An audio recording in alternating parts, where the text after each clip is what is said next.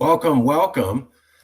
This is a preliminary episode. We'll be doing a lot more information on this, but we wanted to give you our first sneak peek at the CALEXIT policy guide that's coming. It's known as the California Independence Golden Guide to Independence Policy Guide, and also the Blueprint for California Independence. So it's the California Independence Movement Policy Guide.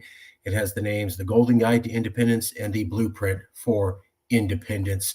We're going to show you a little bit about that right now. Now, the cover for this video, that was the cover for this video, is going to be explained at the end of the CALEXIT Blue Book. So the CALEXIT Blue Book talks about different policy issues. And then at the very last chapter, it tells you how you personally could start the independence movement on your own. It gives you all the information and resources you need to do that. That last chapter is being referenced by the graphic to this video. So the graphic to this video shows you our roadmap to independence. And this one makes it clear how exactly we're going to do that. So if you're looking at the graphic, you're not going to get all the answers that you need. You have to read the policy guide and the last chapter specifically.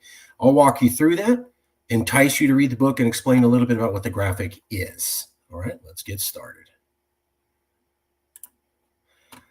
There's the cover page. The book was produced by myself and Jason Wright with a combined 20 years experience in the CALEXIT movement. Golden Guide to Independence, or the Blueprint for Independence. It's technically the Golden Guide to Independence is the name of the official title of the book, as you can see on the side. We wrote this book for you. That was very key for us. It includes an executive summary, why we wrote this, signed by Jason and myself. A little bit of background about Jason and myself. 20 years together. Jason started in 2016. I started in 2012. I only have like a few more years on him, not many. And he's been around for about a decade. I've been around for 12 years. So a lot of experience, a lot of information went into making this report. This report is based upon 10 years worth of research and discussion and making sure we had it right. And this is what I mean about all the report's going to cover. This is the table of contents. So why did we write this for California? History of California. Here's the things you won't lose with independence. Military defense, borders, international trade, water access, donor state or federal funding, disaster assistance, Social Security, and a progressive America. Here's the things that you will gain with California independence. You will gain lower taxes and have more economic growth. Sorry, I don't know why it's doing that. There we go. You'll have lower taxes and more economic growth, universal single-payer health care. We can eradicate homelessness permanently. We can keep our youth from dying in wars. We can save our youth from gun violence, and we can protect your civil rights, which may be taken away very seriously soon. Additional reasons for California independence would be finally able to be our authentic self, removing bad influences from America, dealing with the fact that we are not fairly represented in the American democratic regime, and looking at how the relationship between California and America hasn't been working for a long time. We're going to briefly cover all of this. The point of this video, though, is this section right here. Is it legal and how to do it? And that's what the cover to this video is explaining. In addition, the appendix is a list of invitees for a California Blue Ribbon panel that we put together based upon people who have publicly talked about CALEXIT, and a list of California agencies that are comparable to federal agencies. So why we wrote this for California at the beginning. I'm briefly going to cover this. This isn't the point of this video. A history of CALEXIT, how we got started from 2013 through 2024 and what happened and where we're going. Things that you won't lose with California independence, like we talked about. California already has its own Army and Navy. This explains that. On the right in the blue box is all of the facts. On the left is the references. And every highlight you can click and it will go directly to the original source document. So if you just want to know the facts, just read the blue box. Then, hey, you want to know what the suggested policy is. So I want to know what the facts are, and then I want to know what you're going to do about it. just read this, the blue box. Here are the facts. Here's what we're going to do about it. And then if you want to know more, here's the references to the side. And also some of these have a discussion where we point out what the facts are, and then we tell you what the suggested policy is. And then we explain to you how we came to that thinking in the discussion section. And again, on the left is all the references with hyperlinked to every original source they come from. There you go, more references, more references, more references. A lot of these sections are 95% references. California already has its own border stations. Here are the facts, suggested policy, more discussion. We can move on to, and then there's these occasional graphics that show you where the border stations are. And then a link, if you want to find out where we got that information for that graphic, is directly provided below the graphic. That's here. California taught America international trade. So again, these are the facts, suggested policy, and then the discussion. And again, lots of references for how California taught America everything it knows about international trade. Then a graphic explaining relative freight volume for the world and showing how California has the dominant share of freight volume in America. Again, with references to that graphic, more references, backing up everything we had said in the section. Here's another great map showing all the climate change deals California signed and all the trade deals California signed. Again, with sources directly below it, where all that information came from. California has no actual water issue. I'm famous for saying that. Again, here are the facts, and here's the suggested policy. And unlike other interviews I've done, here are the references, and they can't ignore them. So Public Policy Institute California, Hill Magazine, KUNC Radio, etc. So facts, suggested policy, and then discussion with lots of references to back up everything we've said. And then another map showing the California water system and showing how the Colorado River is a small portion of it. Something you won't typically know, but is discussed here in this section. California does not have to be a donor state. This talks about how we lose money being part of the federal government. Again, the facts, just the policy, the discussion, and then a list of all of the years that California has been a donor state and how much that was, how much we lost to the federal government, how much they gave us back with original graphics, and then hard numbers for every single year. And then, of course, data references to every single IRS table that was used to gather that information.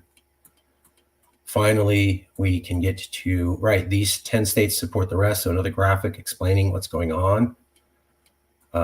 California never receives disaster assistance. That's true. A lot of Californians don't know that. Here are the facts, references, suggested policy, discussion. We never get assistance in disasters. And again, lots of pages going over every single disaster California's ever faced. Recently, back to the 1990s, and explaining how we were always left out to dry. Never got assistance from the federal government. This is a map showing terrorist attacks. And it shows that there's a lot of terrorist attacks in California, and yet we never got our fair amount of 9/11 terrorist attack prevention funding.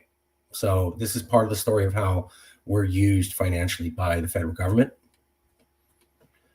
A little bit of housekeeping. You can't take away Social Security if people are still citizens. We explain that here. California leaving won't make America all conservative. That's not true.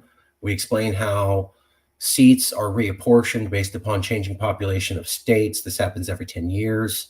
So if California left, its seats would be reapportioned to the next 7 most populous states, which are equally liberal and conservative. Therefore, meaning America stays in balance like it did when California was there. So here are the facts. References, if you don't believe us, to everything, San Francisco Examiner, different articles about Bill Clinton, etc. Oh, and then it's called the Huntington Hill method, where they say how states will be reapportioned. There's the discussion. This is walking you through how reapportionment goes and what it would look like, and showing you that it'd stay in balance. Here's a map showing you exactly how reapportion would work and showing it goes to both conservative and liberal states. And again, where the source that information came from. Things that get better in California: lower taxes. We explain how that's possible. This gets pretty detailed, but it's all true, and there's all the references for the SALT deduction and other things about how optimum currency area and other things about how California loses being part of America financially right now and how that would change with independence. Finally, California can have single-payer health care with independence. That was covered by other books, and we mentioned that here. Here are the facts.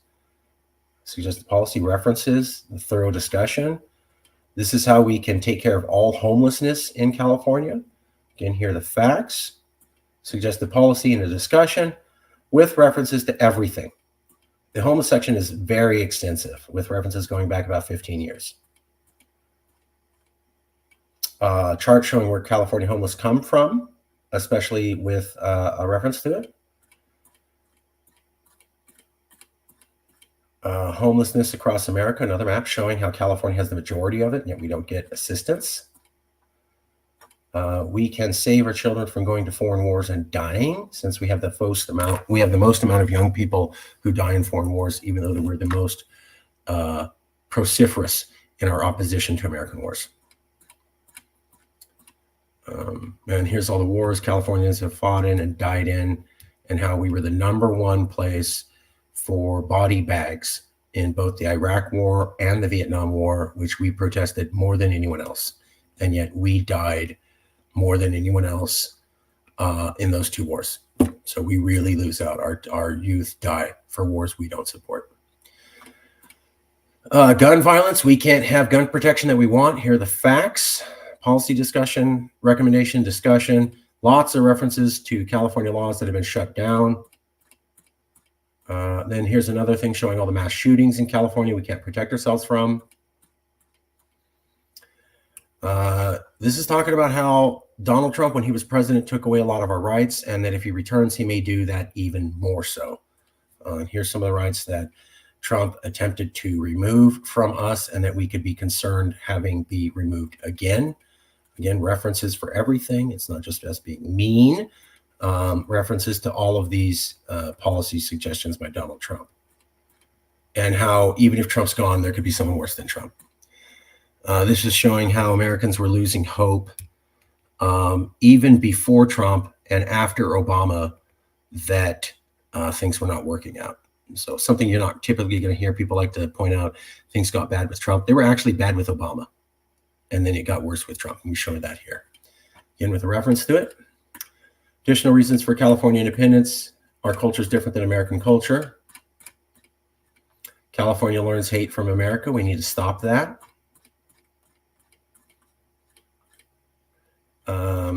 California does not have fair representation.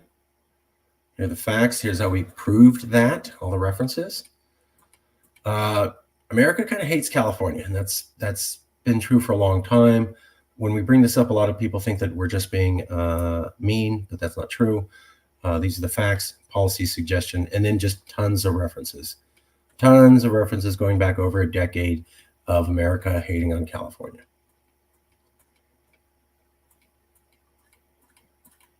And California not being very patriotic. This is a map of all the cities in California that forced neighbors to take down the American flag. We didn't make that happen. This is just what California does on its own. This is the section that the graphic for the video is referring to. Secession is legal and allowable according to the Supreme Court. I'm going to walk you through how. So this is referencing the front cover. We talk about the facts about secession. There's a lot of them for people to know. People are generally unaware of a lot of these. Even more facts for 2 pages, that just to even get up to speed. And then even more facts just for you to get up to speed. A few more facts for you to get up to speed. And then a policy suggestion. Any citizen can file a petition for CALEXIT. And then here, so this is what the actual map is getting to. Any citizen can file a petition for CALEXIT. You collect signatures, place an initiative to ballot on the win. California government is forced to send a representative to Washington and create an exploratory committee for secession on California.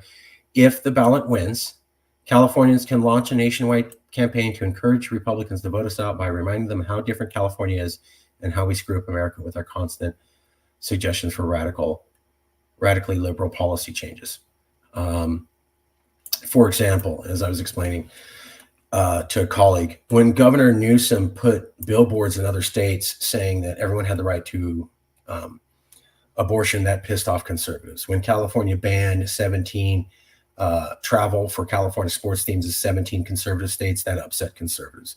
When Californians come up with new gun regulation, that upsets conservatives. When Californians came up with new regulations on transgendered access for children, that really upset Republicans. So you file the petition.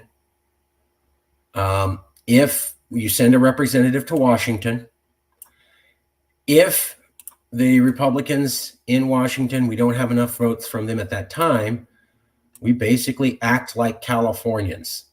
We ban travel to other states because they're discriminatory. We come up with new rules for transgender that scare with them. We come up with new rules for AIDS patients that scare them. We come up with new rules for guns that scare them. We stick our nose in their policy issues directly and criticize them for being backwards people. All of this stuff we've already done, and it really upsets Republicans. So what we're saying is if you go to Congress, you're going to get a lot of Republican votes because, as we showed earlier, Republicans hate California. A lot of Americans hate California.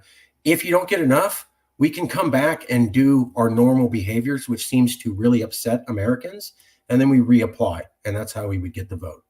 That's why I called this section "You Can't Lose." I forget what that is, but it's in here. Here you go. In order to encourage more Republican support of California, vote. We could place the California flag higher than the American flag. California elected officials could start referring to California as a separate nation in all informal and formal communication. California could start referring to our governor as a president.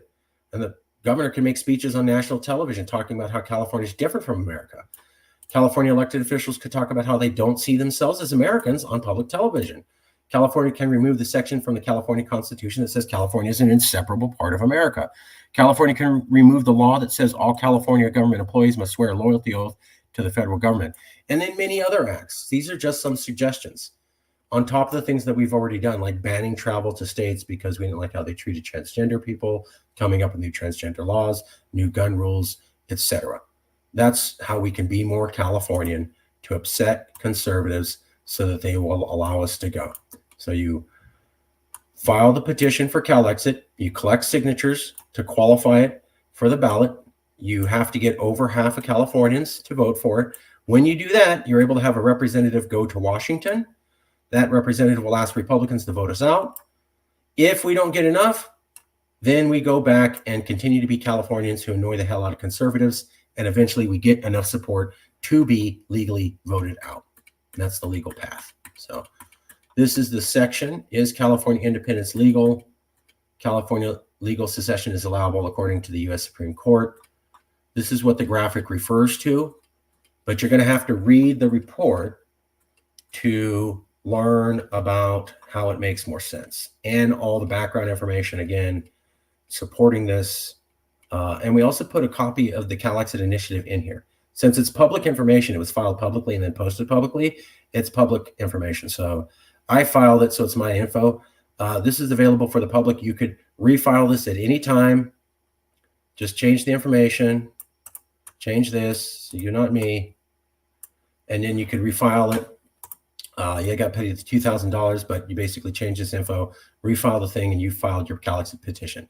Additionally, because it was approved by 3 separate California attorney generals, it's likely it would be reapproved for anybody who reapplies it. And here's the petition. It's already ready for everybody to file, etc. And then we go into more information on how this makes sense and is fully legal. So that is what that report is about. This is just a brief overview. Wanted to give you a sampling of what it's going to be and what it looks like. And we'll have more information as we get it. Thank you very much.